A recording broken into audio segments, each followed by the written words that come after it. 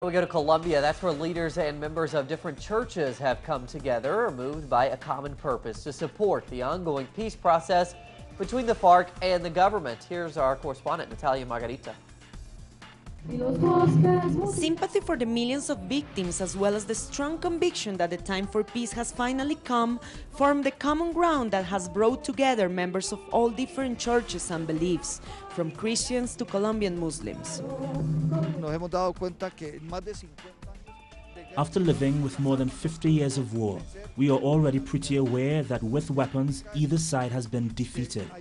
What that means is that it is time for a bilateral ceasefire, which must be a commitment from all sides equally, not just, for instance, from the FARC.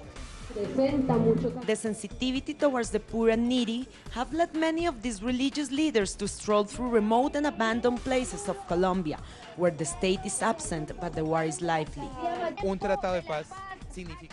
What a peace agreement would mean at its simplest level is the end of bombing and machine gunning. But it would also mean that campesinos will be able to work with the land calmly to afford a living from the crops. Of course they will struggle with the economic model, but at least they will be able to do it in peace. This public gathering comes after the FARC invited the churches of Colombia, among other sectors, to act as verifiers of its recently announced unilateral ceasefire, an announcement that has been considered as an important step for preventing further victims. We want to join the shout of the victims in many parts of this country and in Havana, who are clamoring for the end of this war from all sides, for the end of this war now. Now we have the hope that after the 20th of July, when the FARC implements the unilateral ceasefire, the negotiations will advance rapidly.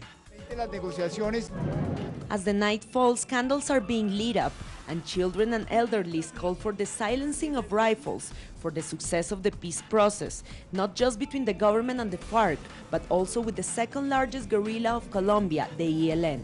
Natalia Margarita, teleSUR, Bogota, Colombia.